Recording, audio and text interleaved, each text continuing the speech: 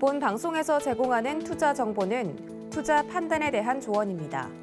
방송에서 제공하는 주식의 가치, 가격 상승 및 가격 하락에 대해서는 방송사에서 보장하지 않습니다.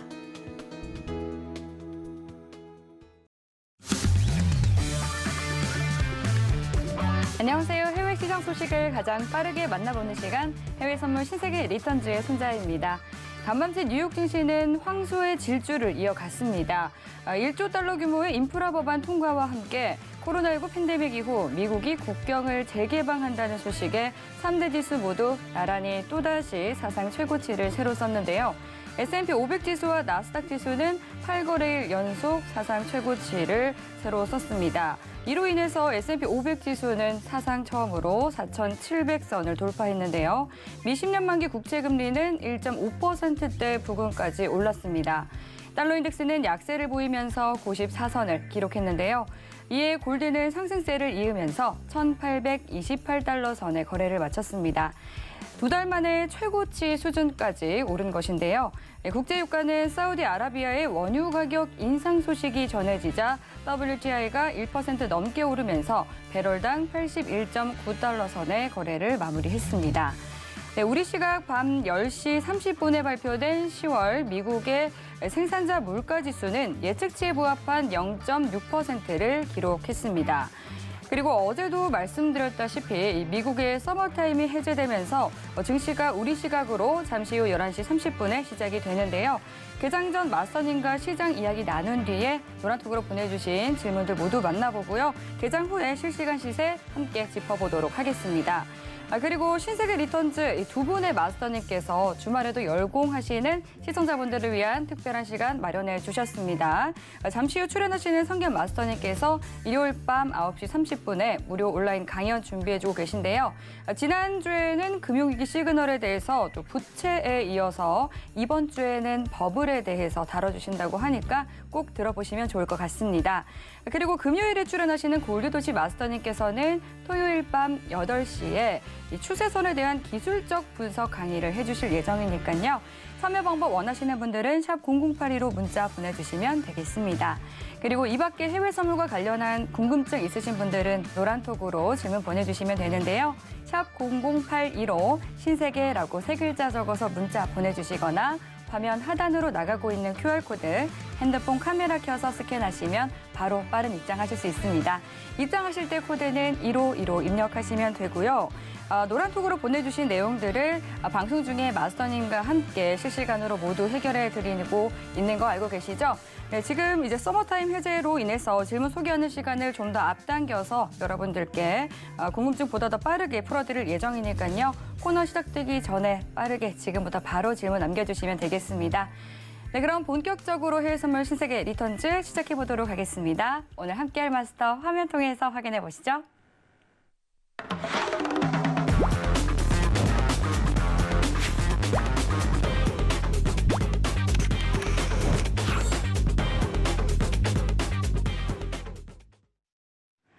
네, 어제에 이어서 또 오늘도 성견 선생 마스터님과 함께하겠습니다. 반갑습니다. 네, 안녕하세요. 네, 반갑습니다. 인사 말씀해 주시죠. 네, 시청자 여러분 안녕하십니까? 성견 선생 마스터입니다. 오늘 지금 보시면 나스닥이 오늘도 계속 오르고 있습니다. 굉장히 신기하고 정말 전문가 생활하면서 이런 장 다시는 없을 것 같은데요. 오늘도 여러분들과 함께 시세도 보고 어저께 이제 마지막 질문이 채권에 관한 질문이었습니다. 사실 요즘에 채권에 관한 질문을 가장 많이 받는데요. 이론상으로 채권 금리가 오르고 내리는 이런 현상들이 경제 이론과는 알고 계신 이론과는 맞지 않는 이런 경우가 많아서 제가 오늘 원래는 제가 시황 위주, 시세 위주로 월요일, 화요일 방송을 하는데 오늘은 특별히 채권의 기초에 관해서 교육 방송을 준비를 했습니다. 항상 하는 제 주말 특강하고 똑같이 준비를 했으니까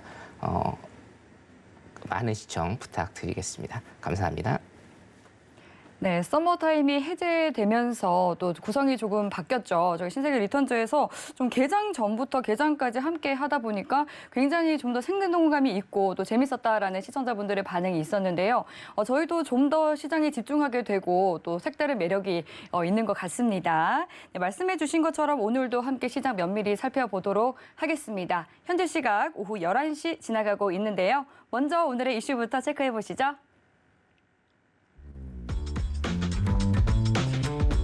나스닥은 고점 부담 속에 소비자 물가지수 발표를 앞두고 제한적인 흐름을 보이고 있습니다. 골드는 달러 약세와 인플레이션 상승 압력 지속 기대에 2개월 들어 최고 수준을 기록했습니다. 5일은 사우디아라비아가 아시아를 대상으로 원유 가격 인상에 나서면서 상승세를 보이고 있습니다. 유로 FX는 인플레이션 장기화 전망에도 ECB의 완화적 정책에 하방 압력이 높아지고 있습니다.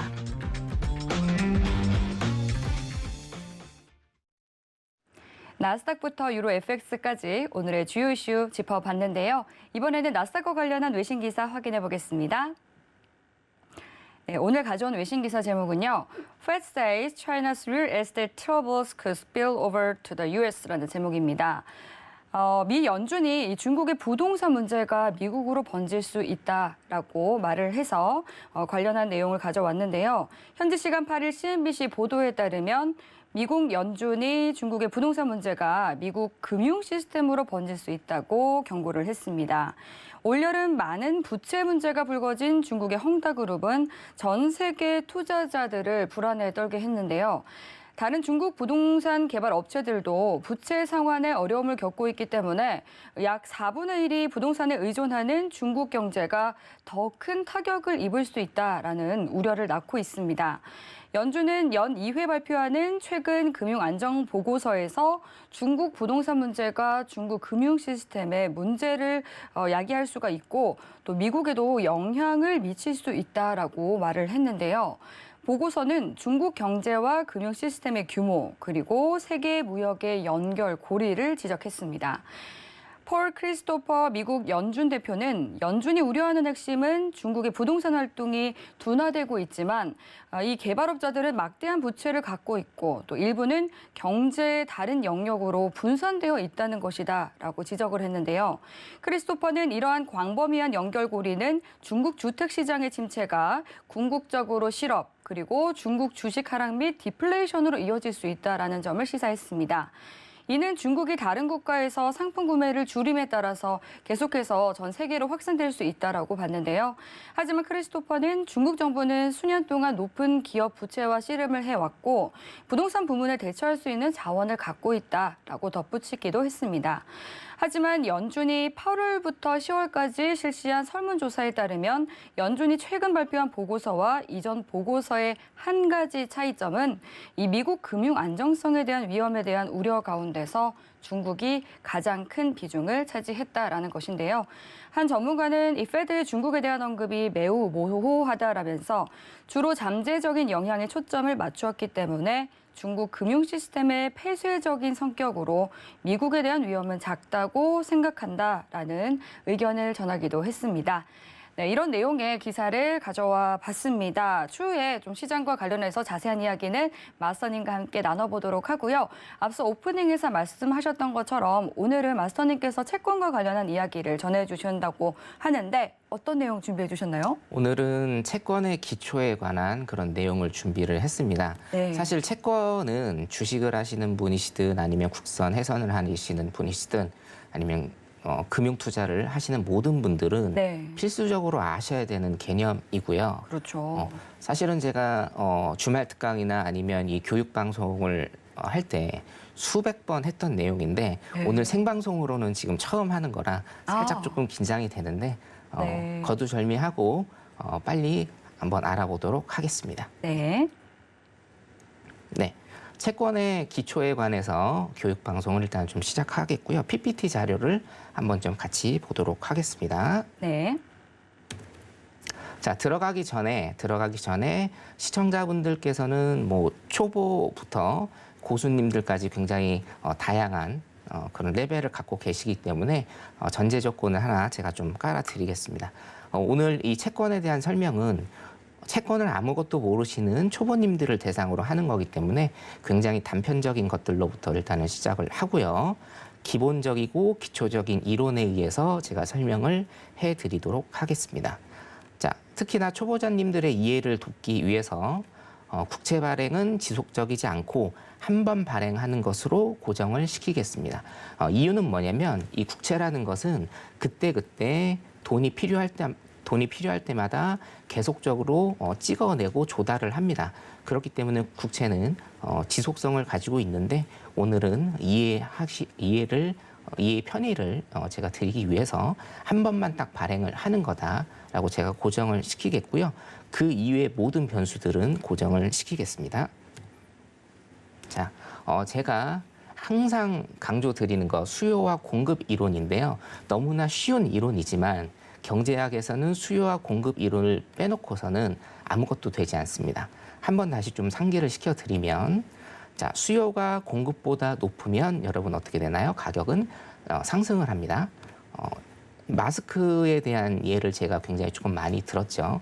코로나 팬데믹이 처음 터지고 나서 우리 뭐 거의 마스크를 쓰지 않았었죠, 원래는. 근데 코로나 이후에, 코로나 초창기에는 마스크가 굉장히 없었습니다.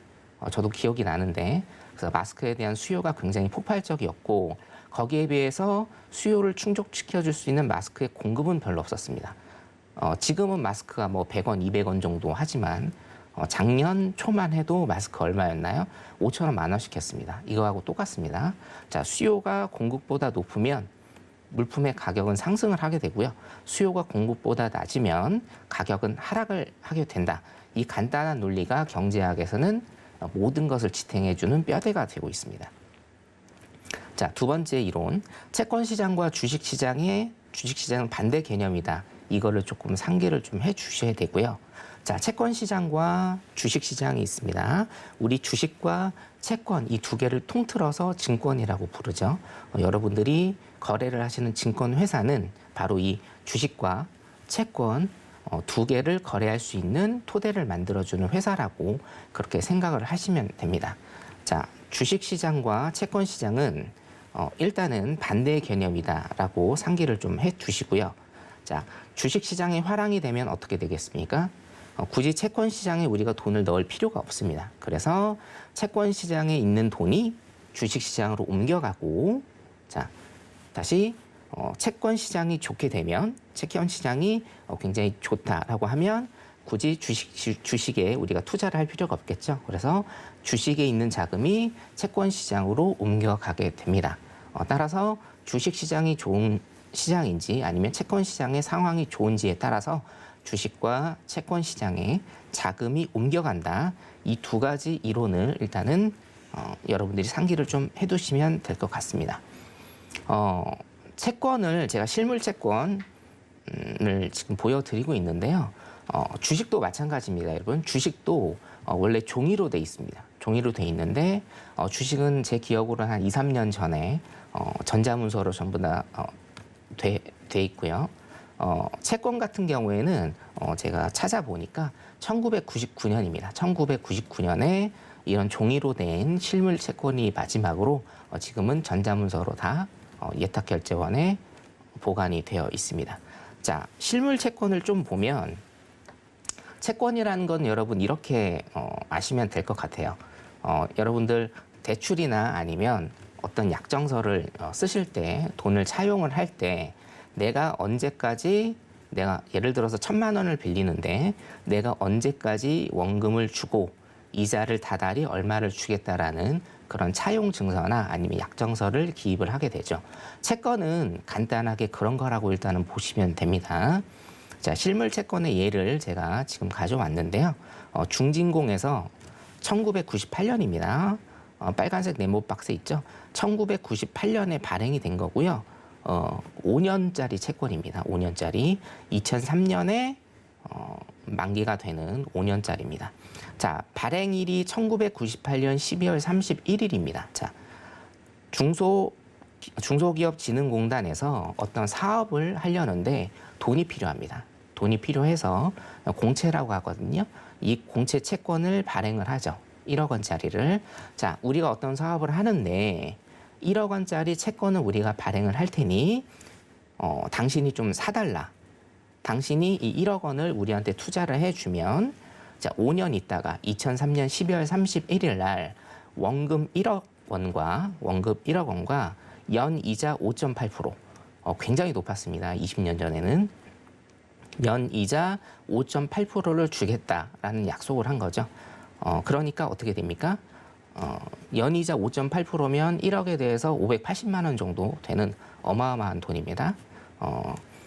내가 매년 중진공에서 580만 원을 1, 2, 3, 4, 5년 차까지 580만 원 곱하기 5에 해당하는 이런 이자를 주고 상환일입니다. 만기일이라고 우리가 부르거든요. 만기일에 1억 원의 원금까지 얹어주는 자, 이런 구조를 가진 것을 우리가 채권이라고 부릅니다.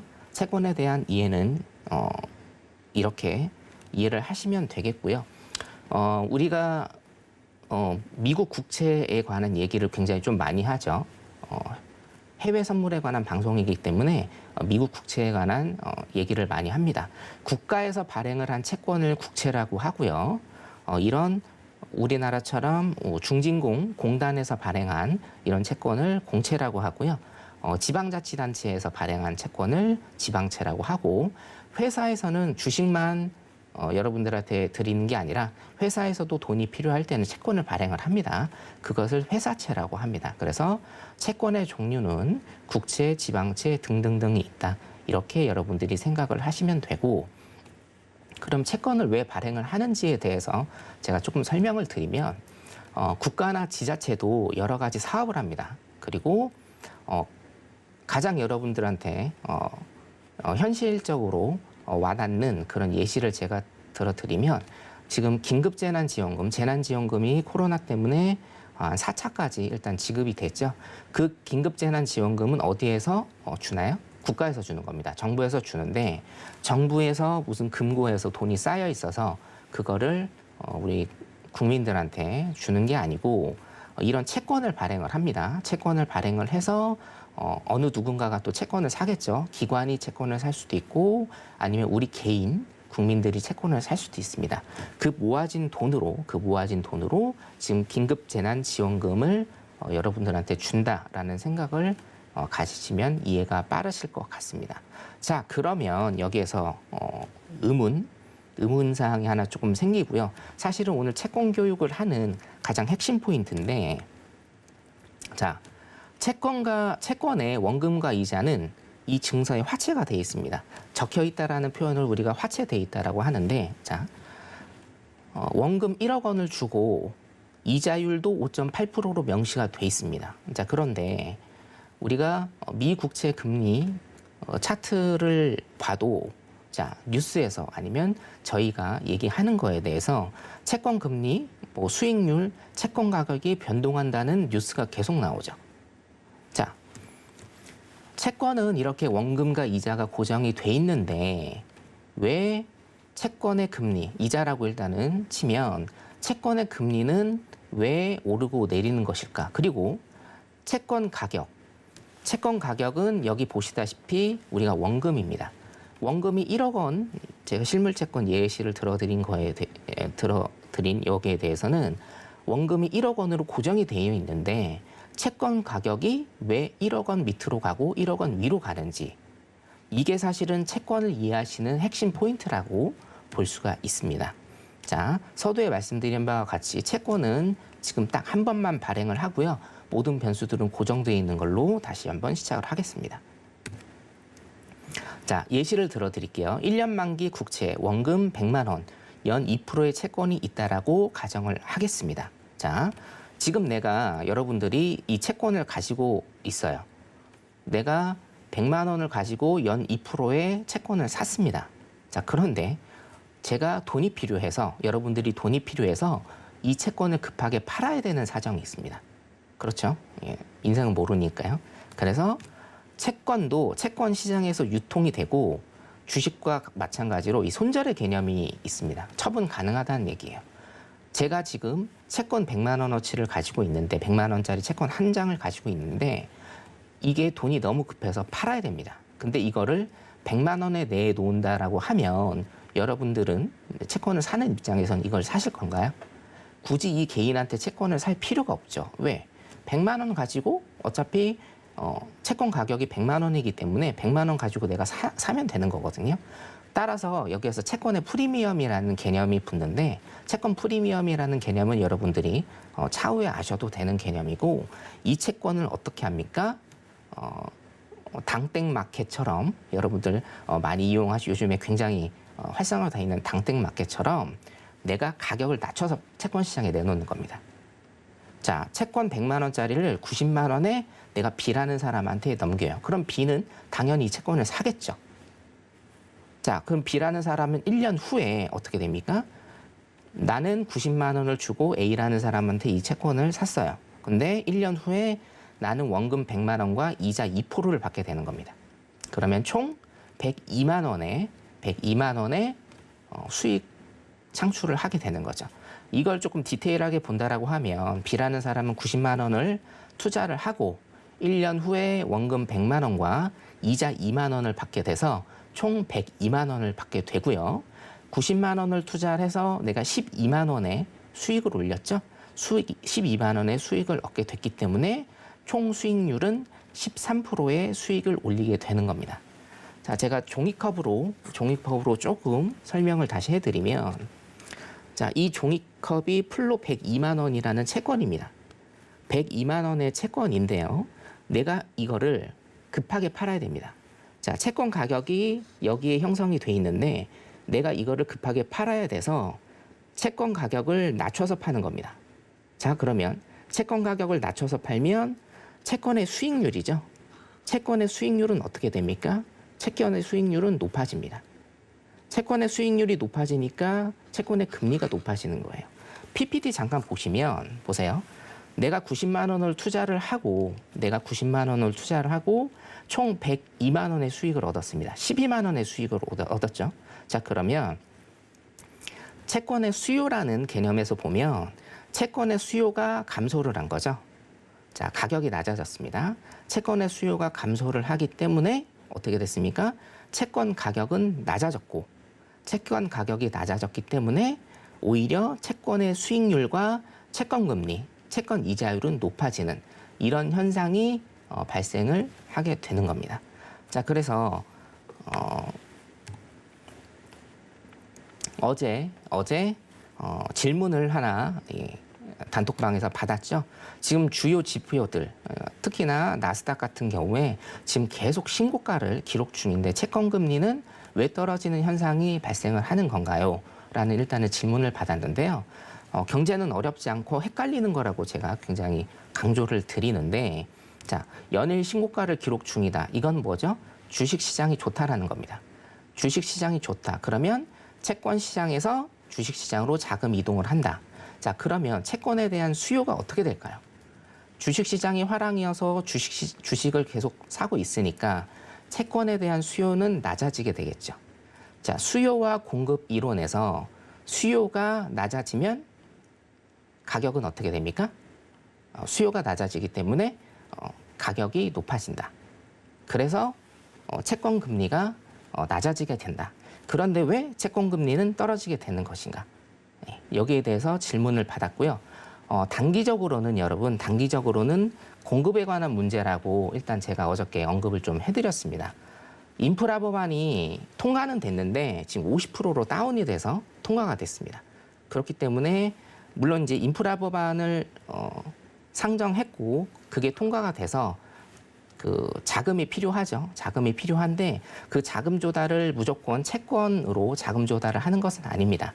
하지만 한 3조 정도 되는, 예를 들어서 3조 정도 되는 국채를 발행을 해야 되는데 이게 반절로 줄었다라고 하면 국채의 공급량이 줄어들게 되는 겁니다. 단기적으로. 그렇기 때문에 채권 금리가 떨어지게 되는 이런 현상이다라고 여러분들이 이해를 하시면 되겠습니다. 사실은 이 내용이 1시간에서 2시간짜리 주말 특강 내용인데요. 제가 오늘은 짧게 조금 설명을 드렸고, 단톡방에 들어오셔서 주말 특강 항상 목요일 날 채권 강의를 제가 올려드리고 있습니다. 노란 톡방에 들어오시면 채권에 관한 교육 목요일에 항상 들으실 수 있을 겁니다. 오늘 채권 교육은 여기에서 마치도록 하겠습니다. 네, 여기까지 채권의 기초에 대한 강의 선경 마스터님께서 얘기해 주셨습니다. 보다 더 자세한 이야기 나누고 싶다 하시는 분들은요, 노란톡 들어오시면 되겠습니다. 샵 0082로 신세계라고 세 글자 적어서 문자 보내주시거나 하단으로 나가고 있는 QR코드 스캔해서 빠른 입장하실 수 있습니다. 그럼 이어서 노란톡으로 보내주신 시청자분들의 모든 궁금증을 해결해보는 무엇이든 물어보세요 시간으로 넘어가 보도록 하겠습니다. 참여 방법 화면 통해서 확인해 보시죠.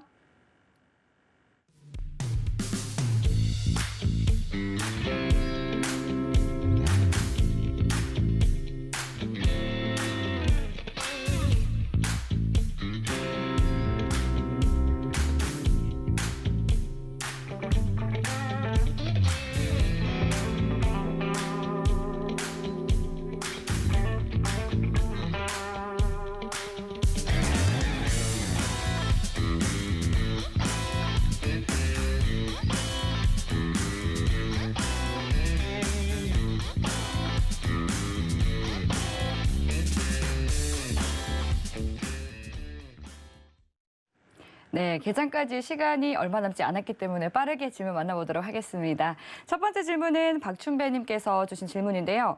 나스닥은 어디까지 오를까요? 이렇게 질문 주셨습니다. 지금 뭐 전 세계가 다 궁금해하는 부분일 것 같네요. 네. 어디까지 오를까요? 제가 지금 뭐 어떤 지표나 네. 아니면 어떤 맥점을 지금 찍어 드릴 수는 없는데 예. 여러분들 실제로 매매하실 때는 이렇게 좀 보시면 될 것 같습니다. 차트 잠깐 볼 수 있나요? 네. 실제로 지금 매매를 하실 때는 차트를 보시면 일봉 차트입니다. 네. 일봉 차트인데 엄청난 지금 급등을 하고 있다라는 증거가 뭐냐면 이 부분, 이 섹션을 좀 보시면 우리가 주가라든지 어떤 가격이 올라갈 때는 급등은 5일선을 보시면 되고 잔잔히 올라가는 것은 21선을 일단은 보시면 됩니다. 서로 장단점이 있는데요. 5일선을 타고 가는 것은 급등이다. 하지만 급락을 동반할 수 있다는 거고요. 21선 같은 경우에는 정말 이게 무서운 차트인데요. 잔잔하게 올라가는 이런 모습을 끝까지 보여줄 겁니다. 지금 보면 단기적으로 하락을 했다가 다시 일봉상 골든 크로스가 나오면서 5일선을 타면서 굉장히 급등하는 일단은 모습을 보이고 있습니다. 언젠가는 이 5일선을 이탈을 할 것이고, 자, 언젠가는 21선을 일단 맞게 될 겁니다.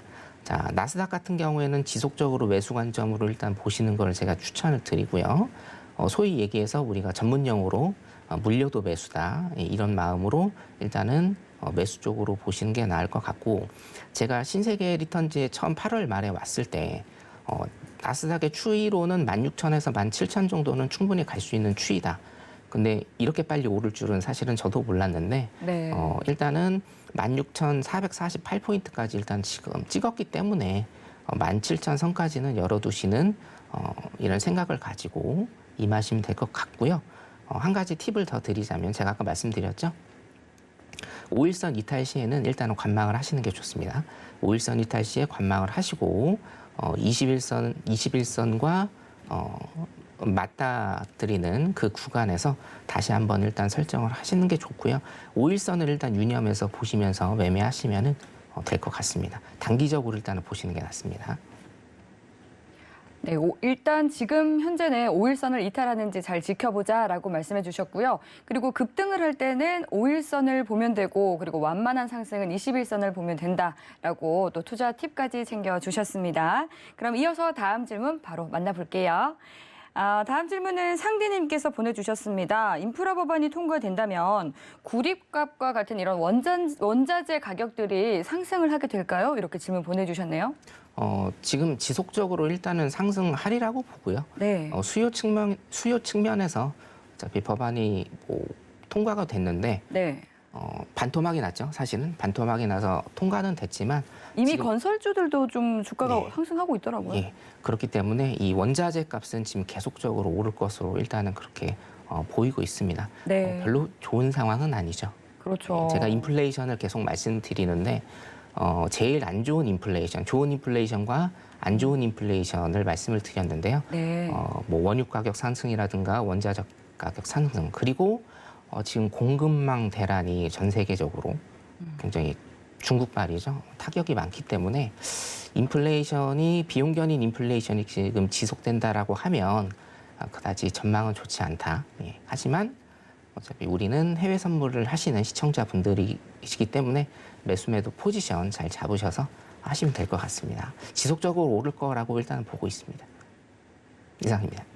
네, 계속해서 원자재 가격이 상승할 것으로 보인다라고 전망 봐주셨습니다. 그리고 또 해외 선물 같은 경우는 또 양방향 매매가 가능하기 때문에 이 부분도 참고하시면 좋을 것 같고요. 이어서 또 다음 질문 만나볼게요. 박준배님은 첫 번째 만나봤고 도리동실님 질문 만나보겠습니다. 인프라 법안이 통과가 된다면 국내 시장도 강한 반전이 가능하다라고 말씀을 해주셨는데 이 부분 아직까지 유효할까요? 이렇게 질문 주셨네요. 제가 인프라 법안이 통과되면 국내 증시 반전 가능할까요?라고는 그 도리동실님께서 죄송합니다. 네, 굉장히 귀여운 닉네임이시네요. 도리동실님께서 조금 착각을 하신 것 같은데 네. 사실은 저게 제 기억으로는 해왕님께서 아마 말씀을 하신 걸로 제가 해왕님 프로도 굉장히 잘 봅니다. 예. 왜냐하면 굉장히 퀄리티가 좋기 때문에 제가 좀 또 자주 보고 같은 있고요. 저희 신세계 예. 리턴즈니까요. 네, 국내 증시 반전할 거라고 아마 해왕님께서 말씀하신 걸로 알고 네. 저 같은 경우에는 제가 이제 노란톡방에 매일매일 아침 브리핑을 올려드리는데 네. 지금 대세 하락장이다라고 제가 지속적으로 3주 전부터 일단은 말씀을 드리고 있고 요즘 패턴은 어떠냐면 요즘 패턴은 사실은 미국장을 따라가지 않아요. 오늘도 노란톡방 보시면 제가 그 말을 써놨는데 미국장보다는 어저께 방송에도 제가 그 말 했었죠. 미국장보다는 중국장과 홍콩장을 보시는 게 훨씬 낫다. 왜냐하면 미국과 우리나라 산업의 차이도 있고요. 대외 의존도가 일단은 중국에 굉장히 많이 걸쳐져 있고 사실은 아시아 경제는 중국이 지금 주도를 하고 있는 상황이기 때문에 미국 시장보다는 중국 시장을 보시는 게 우리나라 시장을 이해하시는 데 훨씬 좋다라고 일단 말씀을 드리고 인프라 법안 통과될 때도 제가 일단은 말씀을 드렸어요. 우리나라랑 상관없다라고 저는 말씀을 그렇게 좀 드렸습니다. 왜냐? 지금 미국 시장 따라가지 않습니다. 그럼에도 불구하고 일단은 미국 시장 분석하시는 게 좋고요. 지금은 단기적으로 계속 강조드리지만 중국 시장을 보시는 게 제일 현명한 판단 같다라고 제가 말씀을 드립니다. 국내 증시 반전 가능할까요? 차트 잠깐 볼 수 있나요? 자, 1분만 하겠습니다. 네. 지금 해외 시장 2분 남았는데요. 1분만 볼게요. 자, 여기 보시면 저는 아침 브리핑에서 제가 추세선이랑 박스를 좀 그려드리고 있는데요. 지금 거의 3주 정도, 한 달 가까이 어떻게 되나요? 이게 지금 10월 15일이네요. 3주 정도 지금 박스장입니다. 미국에서 어떤 소식이 들려오든지 간에 우리나라는 지금 반응이 없습니다. 그래서 추세선하고 제가 박스 그리고 맥점 392포인트 정도 제가 계속적으로 올려드리고 있거든요. 대세 하락장이다. 그리고 지금 박스장이다. 미국에서 어떤 뉴스가 나와도 우리 시장은 반응하지 않는다. 그래서 기다리셔야 된다. 제가 재차 강조드립니다. 네, 여기까지 하겠습니다. 네, 노란톡 들어오시면 또 매일 아침 오전마다 성균 선생님 마스터님께서 또 각 상품별로 구체적으로 브리핑 해주고 계시니까요. 노란톡 들어오셔서 자세한 정보들 많이 가져가시기 바라겠습니다. 샵 0082로 신세계라고 세 글자 적어서 보내주시면 저희가 참여 가능한 링크 보내드릴게요. 그럼 바로 이어서 다음 질문 만나보겠습니다. 지병수님께서 보내주신 질문인데요. 국채금리 하락이 이 숏 커버링 때문이라고도 하는데 마스터님 의견은 어떠신가요? 꼭 대답해 주세요. 이렇게 강조해 주셨네요. 제가 오늘 이제 채권 교육을 준비를 하면서 사실은 중간에 조금 긴장을 해서 반대로 말씀드린 게 하나가 있거든요. 맨 어떤 마지막에. 부분일까요? 예, 맨 마지막에 이제 네. 어저께 질문 설명을 하면서 반대되는 거를 제가 말씀드렸는데 네. 이따가 노란톡방에 살짝 그거 하나만 좀 수정을 해서 올려드릴 거고요. 예. 숏 커버링 때문인가요? 지병수님께서는 굉장히 조금 많이 뉴스나 이런 거를 보시는 분 같아요. 항상 질문의 퀄리티가 굉장히 좋으신데 어려운 단어도 사실 제가 저도 채권 금리를 보면서 여러 가지 스크랩을 하는데요. 채권 금리가 왜 이론상 맞지 않나요? 라는 스크랩이 제가 지금 갖고 있는 것만 한 13개 정도 됩니다. 13개 정도 됩니다. 어떤 한 가지 현상만 보시고 지금 경제 이론하고 지금 상황이 안 맞는다. 요거를 판단하시기에는 OX냐가 일단은 아니고요. 지병수님이 말씀하시는 게 일단은 맞다라고 제가 봅니다. 그래서 처음에 올해 초에 투자를 잘못한 거죠. ETF 쪽에, 채권 ETF 쪽에 일단 투자를 잘못해서 그거를 상쇄하는 과정에서 지금 지병수님은 쇼커버링 때문인가요?라고 말씀을 하셨는데 제 생각에는 정확한 거는 스퀴즈고요. 스퀴즈 때문에 지금 채권을 매입하는 과정에서 손실이 조금 나고 있는 걸로 제가 뉴스를 듣고 있습니다. 그래서 지병수님 말씀하신 것처럼 그 채권을 회수하는 과정에서 손실로 채권 금리가 조금 하락한 면이 있다. 이렇게 좀 이해를 하시면 될 것 같습니다. 네, 지병수님 질문까지 만나봤습니다. 지금 현재 시각 오후 11시 30분인데요. 미증시가 개장했습니다. 네, 현재 개장 상황 살펴보고 오시죠.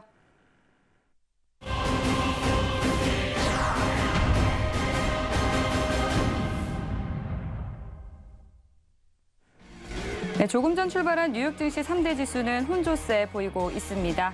그럼 현재 주요 상품 시세 살펴보겠습니다. 먼저 나스닥 시세입니다. 0.31% 상승한 16,383포인트 선 지나고 있습니다. 네, 이어서 골드 살펴보겠습니다. 네, 0.14% 상승한 1,830달러 선 지나고 있습니다. 이어서 오일입니다. 네, 오일은 0.79% 상승한 82달러 선 지나고 있습니다. 이어서 유로 살펴보겠습니다. 네, 유로는 0.06% 상승한 1.160포인트 지나고 있습니다. 네, 그럼 이어서 각 상품별 대응 전략 마스터님께 팻말 통해서 물어보도록 하겠습니다. 네, 먼저 나스닥은 어떤 전략 가져가면 좋을지 확인해 보도록 하겠습니다. 준비해 주시고요. 들어보겠습니다. 하나, 둘, 셋. 빠밤. 오늘도 매수 들어주셨네요. 오늘도 매수인데요. 네. 굉장히 조금 쫄깃쫄깃합니다. 네, 그러니까요. 30분에 시작을 했는데 지금 32분에 어느 쪽으로 네. 갈지 판단을 하라고 하니까 자, 일단은 정말 매수 쉽지 쪽, 않죠. 네, 일단은 매수 쪽 들었습니다. 네. 차트 잠깐 볼까요? 일봉 차트는 사실상 여러분들이 아까도 보여드렸고요. 아실 거고. 자, 5일선 지탱하는지 안 하는지 일단은 제가 보시라고 말씀을 드렸습니다. 5일선이 16,308포인트 정도 되네요. 한 310포인트 정도. 310포인트 정도 지지를 하는지 일단 그거 체크하시는데 지금 문제가 뭐냐면 제가 매수 방향을 들기는 했는데 어저께도 16,400포인트를 제가 말씀을 드렸어요. 상단. 근데 어저께 16,394포인트까지 일단은 찍었고 생방송 중에 16,391포인트까지 일단은 갔습니다. 사실상 16,391포인트를 찍은 이유는 뭐냐면 전고점이죠. 전고점이 394포인트입니다. 그래서 일단은 391포인트까지 일단은 찍은 거고 사실은 단기 매매를 하시는 분들은 매수 매도를 다 열고 보셔야 되는 거는 맞습니다. 근데 지금 여기에서 단기 매매를 제가 알려드려서 매도 쪽으로 보기에는 지금 시장이 굉장히 위험한 상황이기 때문에 장 초반에 그래서 제가 일단은 우리 스윙 같은 경우에 롱 포지션은 아닙니다. 스윙 같은 경우에 한 하루에서 3일 정도 보시는 우리 시청자분들은 매수 방향을 보시는 게 당연하다라는 거고 조금만 찍어드리면 이게 어제와 같은 현상이 발생을 할 수가 있습니다. 지금 여기 보이시죠? 375포인트. 375포인트를 지지를 하면 375포인트에서 391포인트까지 박스장을 연출을 할 수가 있고요. 한번 눌림을 좀 크게 줬다가 다시 375포인트를 지지를 하는 이런 박스장의 연출이 될 수가 있을 것 같습니다. 네, 나스닥은 일단은 여기까지 보고 네. 골드랑 오일 한 번씩 봐드린 다음에 네. 다시 한번 보겠습니다. 네, 좋습니다. 지금 현재 또 너무 굉장히 좀 파동이 큰 상황이기 때문에 이어서 골드와 오일 살펴본 뒤에 나스닥 한 번 더 다시 살펴보도록 하겠습니다. 이어서 골드에 관해서 또 대응 전략 팻말 통해서 확인해 보겠습니다. 준비해 주시고요. 들어보겠습니다. 하나, 둘, 셋. 빠밤. 오늘 골드도 매수 네, 들어주시네요. 골드도 일단은 제가 매수 의견을 드렸는데요. 네, 골드 요즘 왜 이렇게 잘 나가나요? 그러게요. 자, 어저께 제가 1,850포인트, 네. 1,850포인트까지 일단은 말씀을 드렸어요. 네. 골드 같은 경우에는 제가 어저께 박스장 일단은 보여드렸죠. 여기에서도 보시다시피 사실은 지금 박스장입니다. 해외 선물 같은 경우에는 각 종목별로 특색이 있습니다. 사람의 성격처럼 그런 특색이 있거든요. 골드 같은 경우에는 패턴을 제가 패턴 교육도 한 달 정도의 패턴을 계속 보여드렸고 지금 골드 같은 경우에도 지금 박스장을 계속적으로 연출을 하고 있고 상단 보시면 1850포인트 정도 최대 1850포인트까지 일단은 제가 말씀을 드렸고요. 노란 톡방에 계신 분들은 1819에 지금 일단은 매수 방향으로 포지션을 갖고 계십니다. 제가 여기 신세계 리턴즈 들어오기 전에도 노란 톡방에 일단 올려드렸으니까 노란 톡방 보시면 일단은 되겠고요. 올라갈 수 있는 포인트는 더 됩니다. 어차피 6월 달에 1900 라인까지 일단은 찍었기 때문에 올라갈 수 있는 포인트는 더 된다. 그리고 제가 항상 강조드리다시피 나스닥과 골드가 커플링이 되는지 디커플링이 되는지 항상 보셔야 된다라는 겁니다. 골드 5분봉을 지금 잠깐 보시면 네. 골드는 일단 조금 멈춰져 있는 상태고요. 오늘 지표가 발표가 됐을 겁니다. 그래서 조금 위쪽으로 뻗는 모습을 지금 보이고 있습니다. 일단은 포지션을 갖고 계신 분들은 매수 쪽으로 일단은 단기적으로 보시고요. 매도 쪽을 보신다라고 하면 1800 지금 40포인트네요. 1840포인트에는 단기적인 매도를 일단 보실 수는 있으되 굉장히 짧게 가셔야 됩니다. 왜냐? 골드도 일단은 큰 그림은 지금 매수 방향으로 일단은 가고 있거든요. 그래서 자, 제가 매수를 든 이유, 매수 방향으로 가고 있기 때문에 추세가 매수이기 때문에 일단 매수 방향을 들었는데 포지션을 갖고 계신 분들에 한해서 매수 방향을 보신다. 자, 두 번째, 포지션 없으신 분들 중에서 만약에 매도를 보신다라고 하면 여기 일목 상단입니다. 일목 상단 1840포인트 정도에서 굉장히 짧게 매도 포지션을 보시고 1840달러를 뚫는다라고 하면 바로 손절을 하시거나 아니면 스위칭 전략을 하시는 게 좋아 보입니다. 골드는 여기까지 하겠습니다. 네, 골드까지 차트 보고 자리값 살펴봐 주셨습니다. 그럼 이어서 먼저 또 오일은 어떤 전략을 가져가 보면 좋을지 편말 통해서 확인해 보도록 할게요. 준비해 주시고요. 들어보겠습니다. 하나, 둘, 셋. 오일은 관망이 나왔네요. 네, 오일은 일단은 관망인데요. 예. 차트 잠깐 보시면 네. 제가 이제 노란 톡방에 오늘 교육 때문에 노란 톡방에 올려드린 거는 PPT 자료로 안 가져왔으니까 여러분들께서 시청자분들께서 노란 톡방 보시면 됩니다. 오일은 제가 오늘 분명하게 아침부터 말씀을 드렸습니다. 오일은 원래 매수 방향이 맞고요. 왜냐하면 매수 추세이기 때문에 당연히 매수 방향이 맞습니다만 자, 관망을 조금 하시라는 이유는 뭐냐면 오일은 지금 절대적으로 맥점에서만 들어가야 하는 그런 차트입니다. 어저께인가요? 어저께도 5일 차트가 깨졌는데 어떻게 매매를 하는지에 대해서 저한테 이제 질문을 주셨죠. 제가 어저께 말씀드린 거를 노란 톡방에 그대로 올려드렸는데요. 5일은 기다리셔야 됩니다. 지금 보면 5일선과 21선이 데드크로스가 나오면서 일단 상방에 대한 매수 쪽에 대한 추세가 꺾인 거는 맞습니다. 하지만 이거는 단순 눌림이다. 매수 추세에서의 음봉이 일봉상 나오는 거는 일단은 여러분들이 눌림으로 파악을 하셔야 된다. 추세 전환의 시그널은 아직 아니다. 매도로의 추세 전환의 시그널은 아직 아니다. 라고 제가 일단은 말씀을 드렸고요. 그래서 지금 양봉이 일봉상 양봉 3개가 나오면서 계속 위로 뻗고 있는 모습 그리고 두 번째로 아까 이제 브리핑 자료에서도 우리 앵커님께서 말씀하셨다시피 오일 가격을 일단은 올렸고 내일 또 재고 지표 발표가 있기 때문에 내일 정도 되면 아마 양봉이 크게 뜰 가능성이 많습니다. 양봉이 크게 뜰 가능성이 많고 이평선이 정배열로 다시 한번 위쪽으로 가려는 정고점이죠. 85.41달러를 치려는 그런 모습을 보일 수도 있기 때문에 여러분들은 매수 쪽으로 일단은 매매를 하시는 게 좋고 지금 상황은 매수 시그널이든 아니면 매도 변곡 시그널이든 아무것도 나온 게 없기 때문에 그리고 또 내일 수요일 재고 지표가 있죠. 그렇기 때문에 일단은 하루 이틀 정도 관망하시다가 제가 노란 톡방의 시그널을 드릴 겁니다.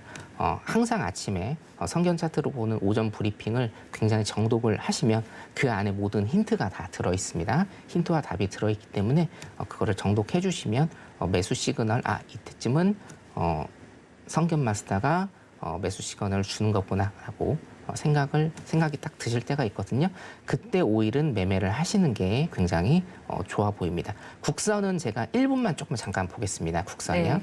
국선 같은 경우에는 아까도 제가 말씀드렸는데요. 대세 하락장이다. 그리고 미국이 전날에 음봉이 뜨든 양봉이 뜨든 별 감흥이 없다라고 일단은 말씀을 드렸고요. 차트 잠깐 보시면 이평선, 5일선이 굉장히 많이 꺾여 있거든요. 사실은 3분봉을 좀 볼게요. 3분봉을 보시면 오늘 3시 이후로 좀 많이 뻗었다가 하락을 하는 이런 모습을 일단은 보였습니다. 따라서 내일 같은 경우에도 이 박스장을 일단은 벗어나야 됩니다, 여러분. 박스장 여기 보시면 400포인트고요. 여기가 385포인트입니다.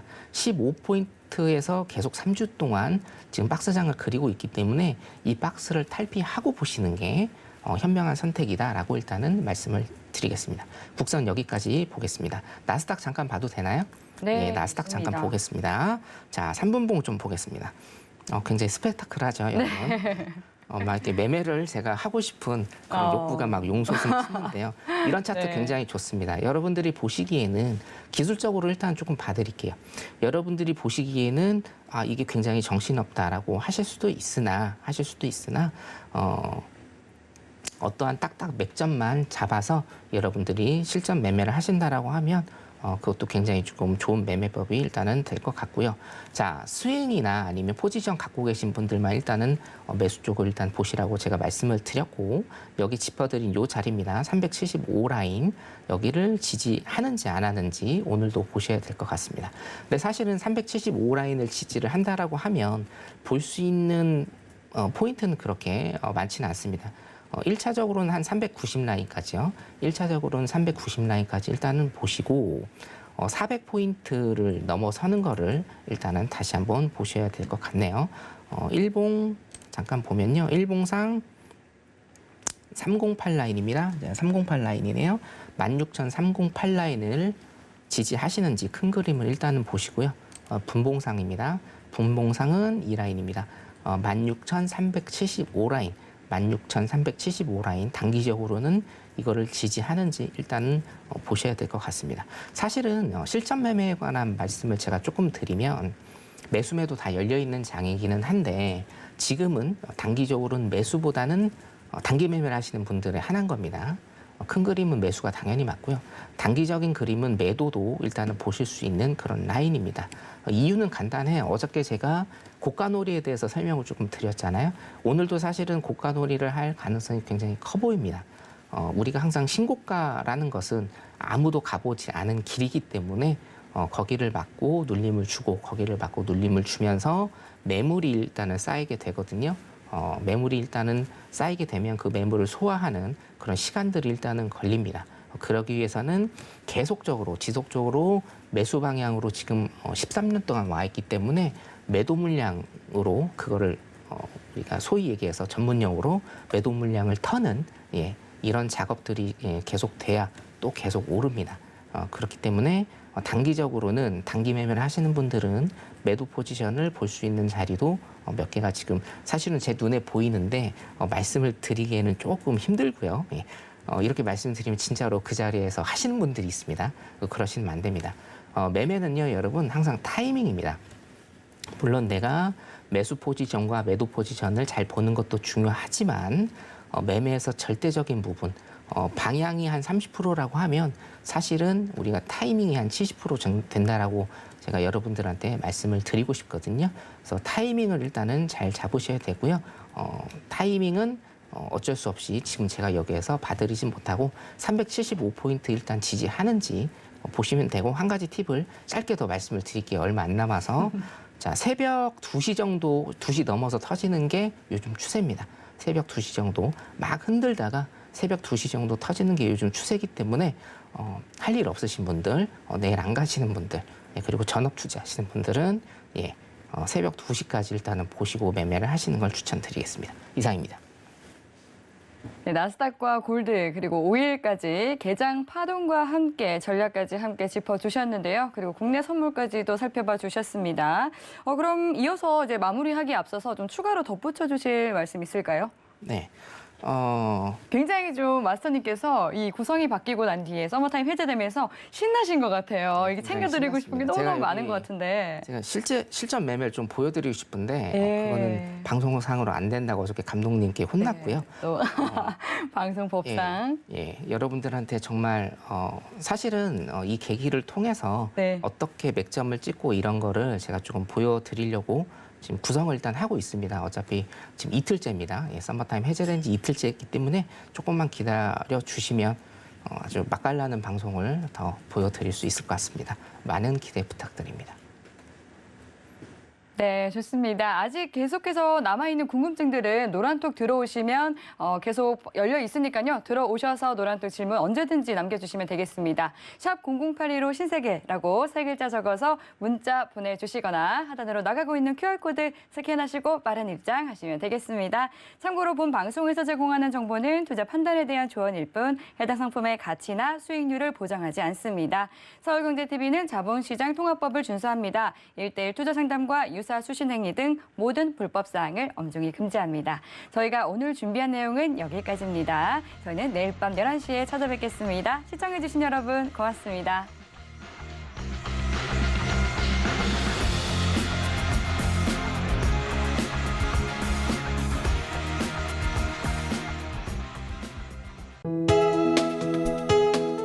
본 방송에서 제공하는 투자 정보는 투자 판단에 대한 조언입니다.